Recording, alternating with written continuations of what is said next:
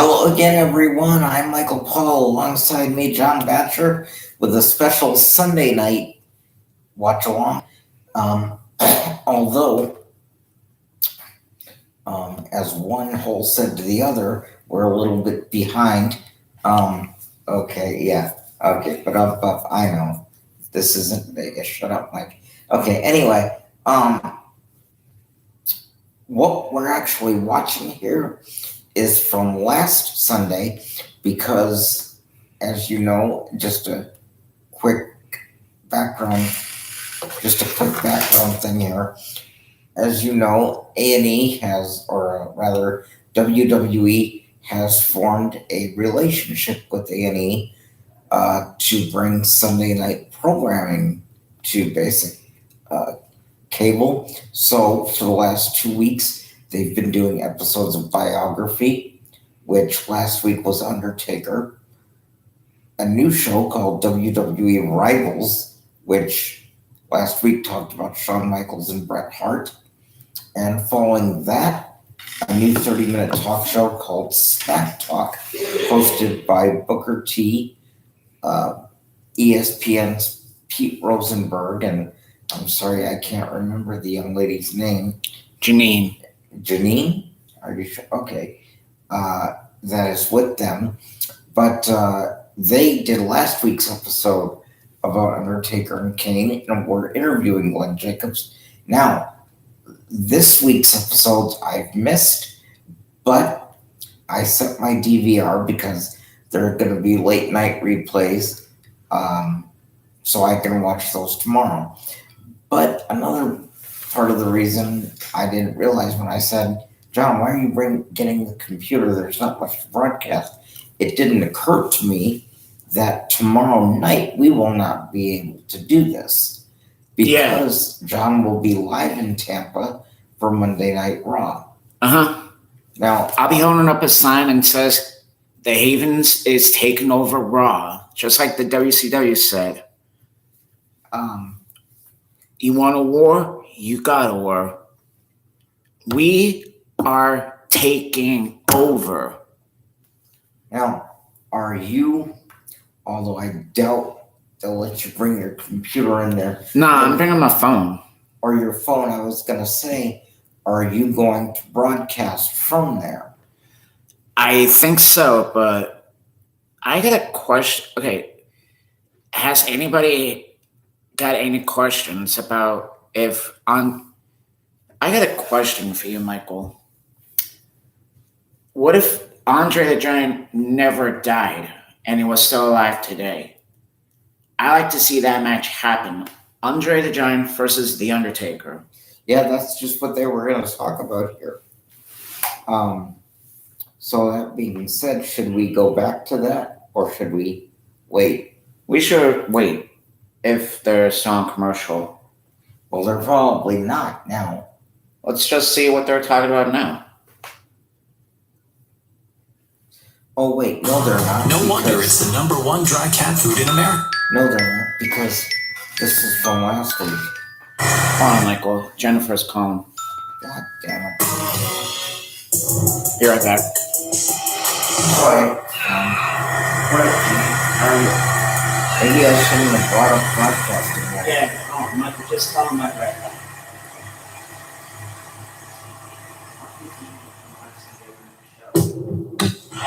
There's a look. He stands 7 feet 4 inches, or a little better. He weighs 474 pounds. The eighth wonder of the world, Andre the Giant. I remember I did get close enough and he did shake my hand one time, and I was just, my whole hand just disappeared in his, and I was dumbfounded. I didn't believe that a human being was really that big. Vance, take a look at this. Can you believe that? I was always trying to pick his brain, and he was like, kid, one day, me and you, we're going to draw big money together. I have an idea. And I was like, really, boss? Well, tell me about it. He goes, no, he never would tell me. He took it to his grave because he never told anyone. But I still, to this day, I'm honored that Andre wanted to work with me. And I just always thought that was really cool.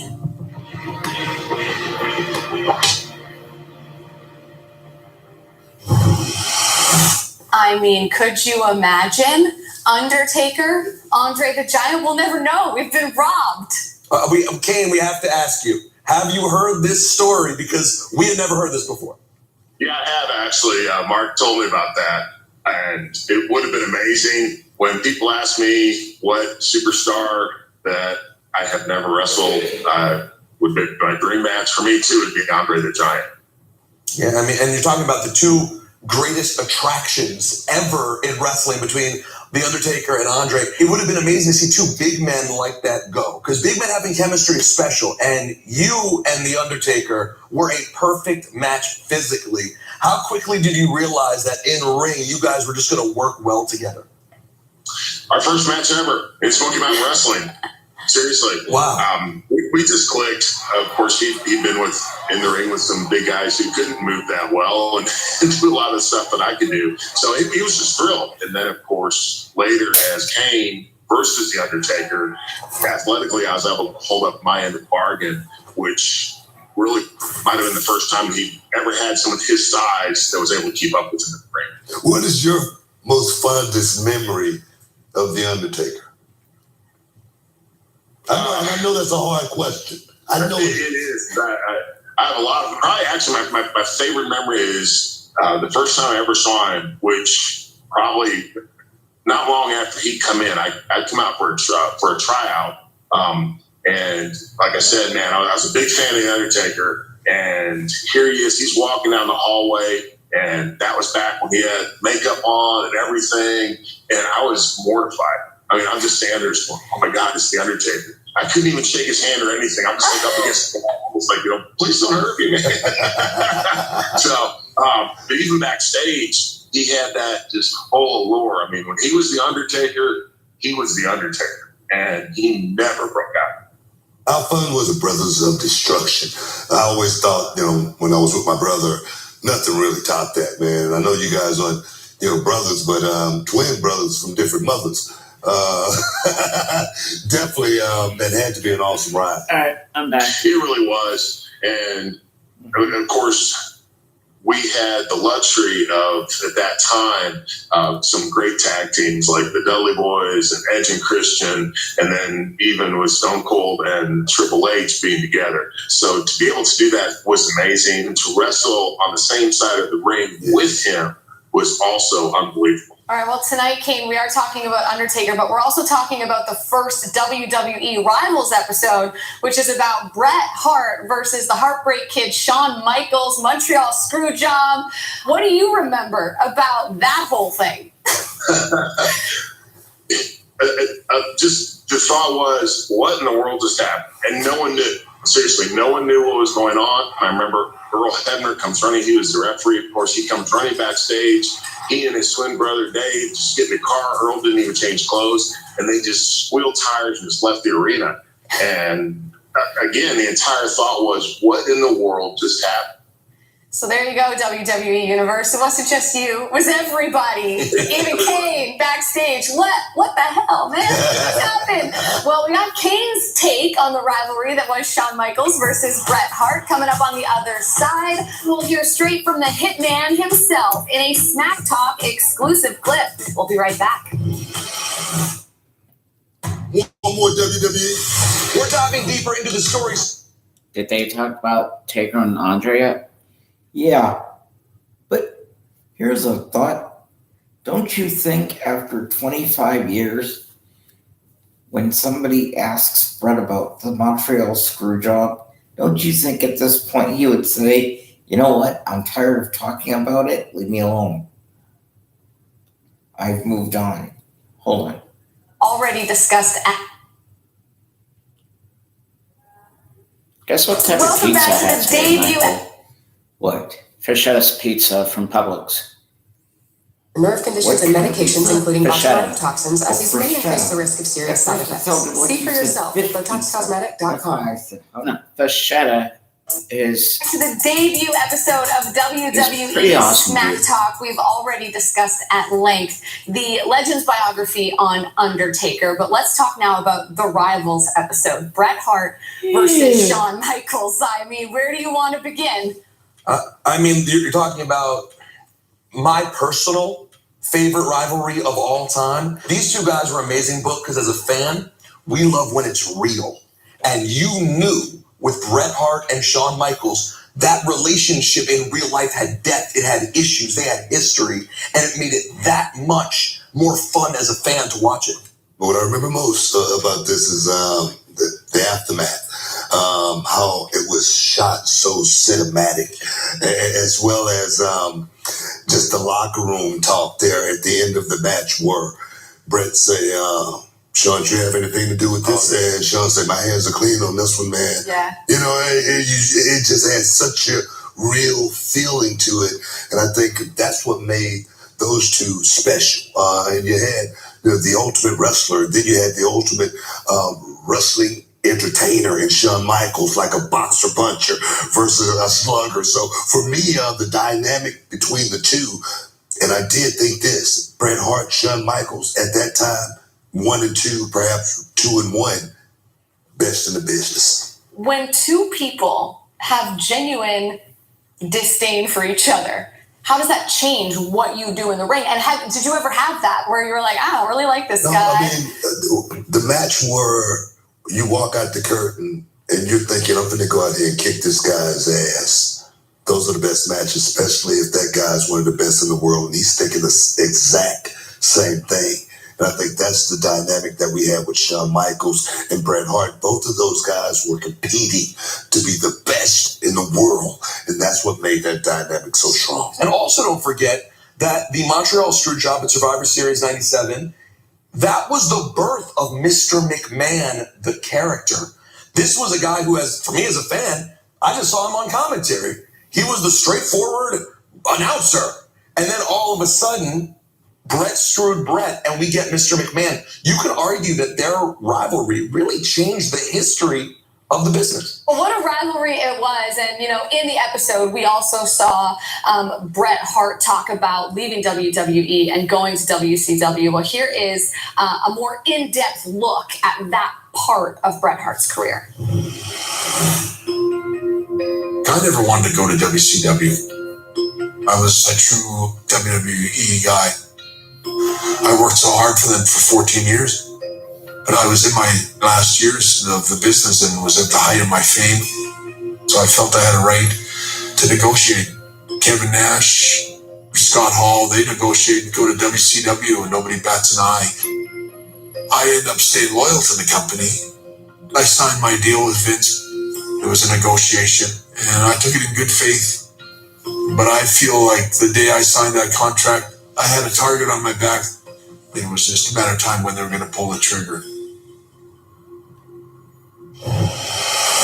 Well, guys, needless to say, it was a bit of a tumultuous time for Bret on a couple of different levels. But here we are 25 years later, WrestleMania, Bret Hart, Shawn Michaels have the opportunity to mend fences. Yeah, I mean, listen, they didn't speak for over a decade, but then Bret came back to WWE. They got a chance to communicate. And I think they've grown to appreciate how good they were together and how even though things were done wrong and hurtful things happened, ultimately their legacies are both better because of each other.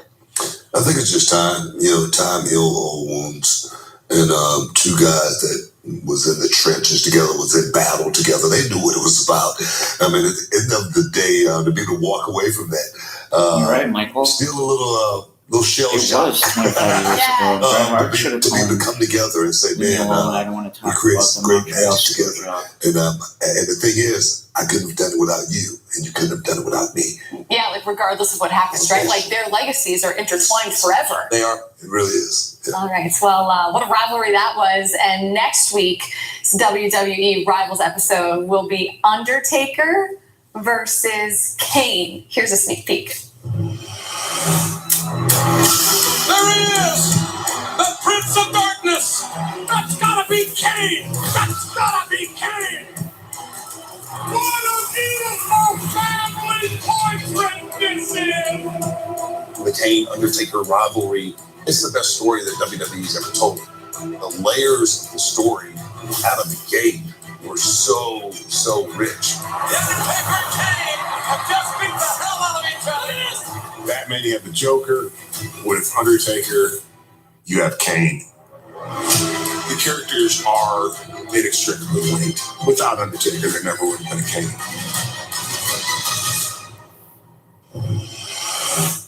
Free Sonic Cheeseburger when you make a purchase with the app. A purchase of anything, so I can get a.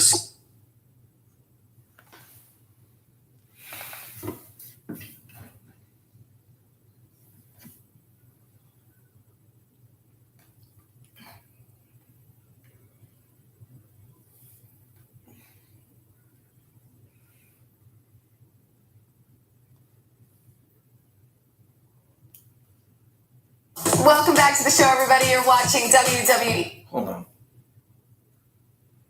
Grandmaster Flash, Tuesday at 10 on A&E. Welcome back to the show, everybody. You're watching WWE Smack Talk. The Undertaker. I mean, how do you put final thoughts on The Undertaker? Yeah, see? Top. GOAT status. Legendary. Yeah. Right. He is what the business What was your is all final about. thought I mean, on The Undertaker? he literally when sets he the bar for how you're dominated for over supposed to do 25 it. years? The way he honored that character, how seriously he took it for so long, the way he gave him the ring, the athletic ability. Man, Yeah, I missed the He's always been a guy that was there to say it again. It's Me been, too. in the WWE as far as being My excited coming from favorite that thoughts stuff. on The Undertaker for I 25 remember years that he one dominated day, with I was dressing in the locker room with all the Prince guys, of about 40 Darkness, guys, the and I Ministry remember of coming back one day, Darkness, before he Undertaker said, "Hey, came man, with Shane you McMahon should to dress over here with Goliath. us." I felt like I had big. How did this ministry was changed his corporation and they become a corporate ministry? Because I tell my students, you got to know how to make it in the locker room. That was Before you kind get of there. alright, but There will never be another Undertaker. Undertaker was We no can all agree on that. corporate, was no I would say corporation. so. And I do have to say, we haven't mentioned this on the show. Well, Shout out to Taker's mom. I love seeing Undertaker's mom in the episode. I know. Hearing a story that she had to be Oh, held yeah. back at one point. I Mama. mean, It made a lot of sense. this is what I. Which this is the Natalie, if content you're I still need. alive. Okay, I need to know Happy Taker's 48th mom. What did she birthday. look like? What was this like for her? So I really enjoyed that part of the biography. Shout to Taker's mom. Yeah, shout out to Taker's Shout mom. And shout out to the viewers for tuning into our debut episode of WWE Smack Talk for Peter Rosenberg, two-time WWE Hall of Famer Booker T and Jackie Redmond. Thank you so much for watching. We appreciate you. Here is a little sneak peek at next week's biography on Goldberg. When you're a kid, you fantasize about powers. Goldberg hitting a spear, that's a power.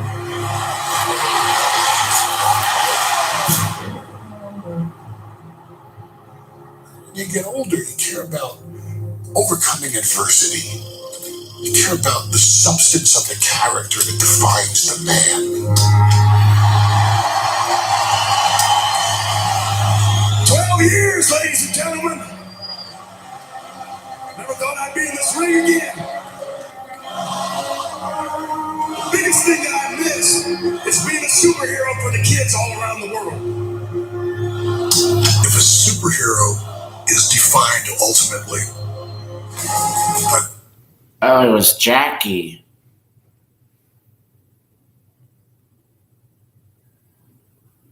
Love, only in McDonald's app. Ba-da-ba-ba-ba. Introducing Icy Hot Pro. Ice works fast to freeze your pain and your doubt. Heat makes it last, so you'll never sit this one out. New Icy Hot Pro with 2 match strength pain relievers. Lucky you. Press your luck is back. I'm going to press my luck. That is a lot of love. Press Your Luck is back Thursday, July 28th on ABC. All New Press Your Luck is coming back on July 28th.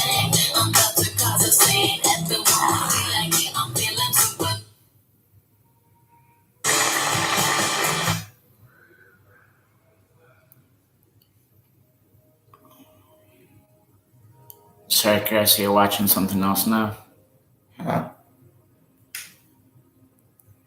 For a minute. Alright, do you know how old my mom is right now? If she was still alive today? No. 48 years old. Really? Yeah, see? She was born on July 14th, 1974. Oh, not too far from my birthday. Mm-hmm. She died in 2001, age 26. Wait a minute, your mom was only 26? She died at age 26. Oh my God, from what? Heart attack, heart problem. And her star signal or her zodiac is Cancer. Well, people don't usually have heart problems in their 20s. Well, my mom had a different problem, bro.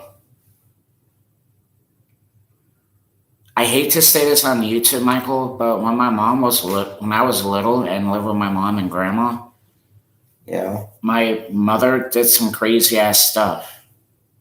My actual mother, not my mom's mom, my real mom. Yeah. She ran away to hang out with the wrong people. Oh. And that's why she got hurt. Got hurt? Mm-hmm. And I was the only one who helped her feel better before she died. If anybody of my family dies, then that makes me more sad. And I'm like, really? So when I used to go to school back at Ave Maria, which is my old, before I went to college and stuff, I told my parents I was like, to try not. Come on. People need to stop making fun of my family like that. I have to go for one smaller one at the top. Want to go for the TNT? Because I feel like that's where we need to go. if somebody talks about, if somebody talks shit about my family, they're going to pay. Dad.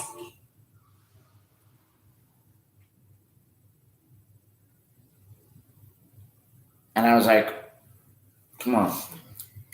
People know better to talk about my family.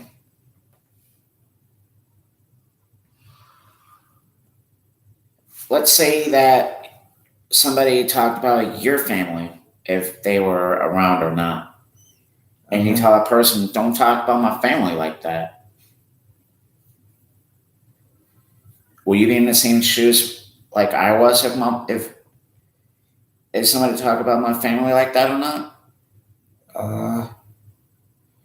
Sure, I guess so. Because you should have seen right before we even met, Michael, you should have seen my face. My face was like beyond red. Like I was about to snap at someone.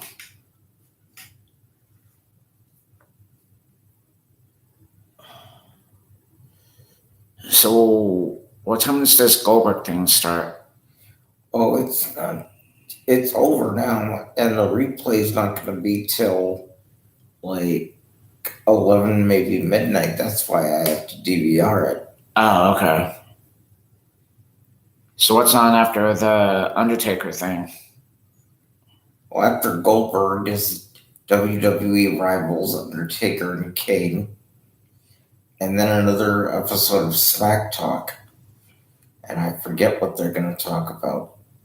So you want me to head on out to the living room now?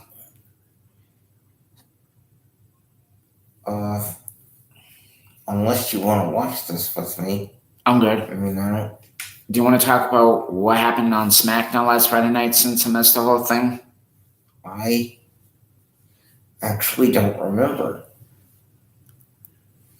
The only thing I do remember is that Jeff Jarrett was announced as being the special guest referee at SummerSlam for the Usos and the Street Profits. And I guess when I stop to think about it, that really doesn't surprise me because SummerSlam is going to be in Nashville. So it would make sense to have somebody from Tennessee be the guest referee. So there you go, Jeff Jarrett. But what if he came with the fact that Jeff Jarrett's a Hall of Famer? Yeah, not only he's from Tennessee, Kane, Bianca Belair, and James Storm are from there too. Well, James Storm and Bianca I knew about. But Kane, is he from Tennessee? I didn't know that. Yeah, he runs Mayor for Knoxville. Well, yeah, he runs the county. He's mayor now, but I don't know if that means he's originally from there or not.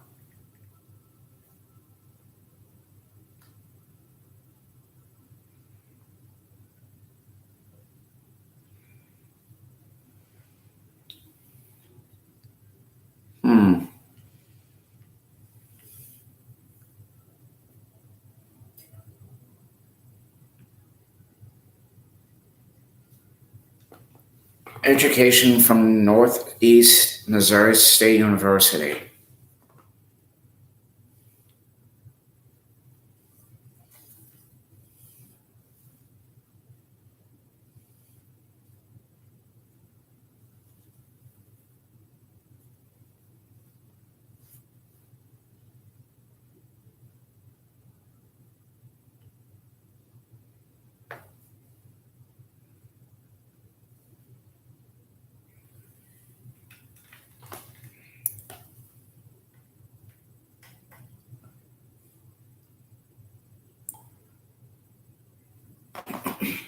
Yeah, I was right. He is from Knoxville.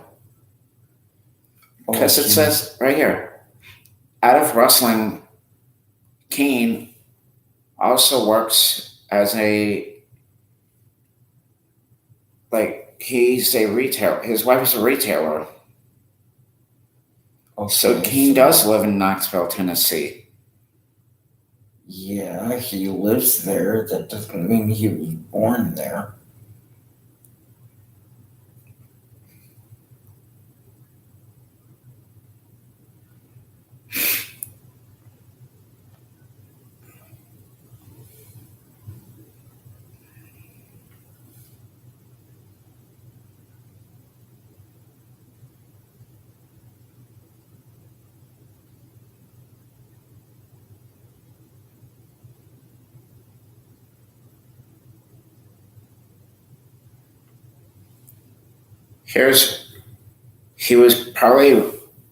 He probably moved or born there, but here's he was originally born from. Yeah. I think it wasn't that loud. Ready, Michael? Okay. Torrejón de Ardoz, Spain. He was born in Spain? Mm-hmm.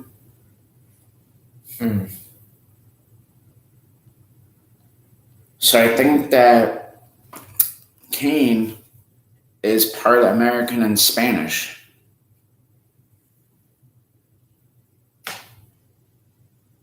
Kane, if you're watching this, you're lucky that you have your own holiday called Cinco de Mayo, because you were born in Spain. I'm part French, German, Slavic, Hungarian, and American. Sure, yeah. He's lucky, I'm sure. Yeah, I'm sure he thinks about that every day.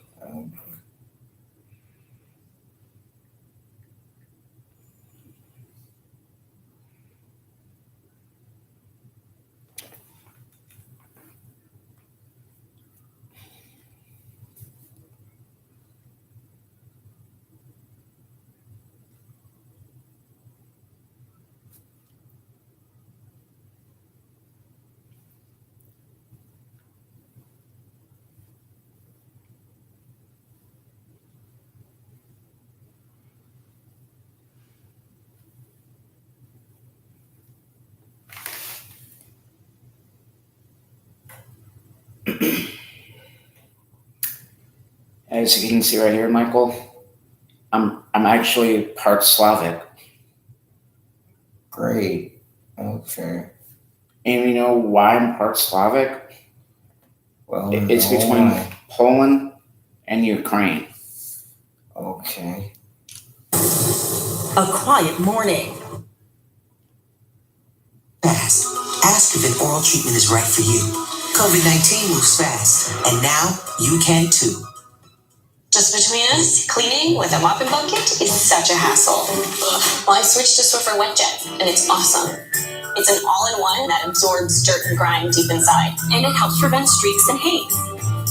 Stop cleaning, start Swiffering. Welcome to Subway's biggest refresh yet. That's a great way to put it. I think so. I think it what part of blood you are, Michael, besides American. Hell, I don't know.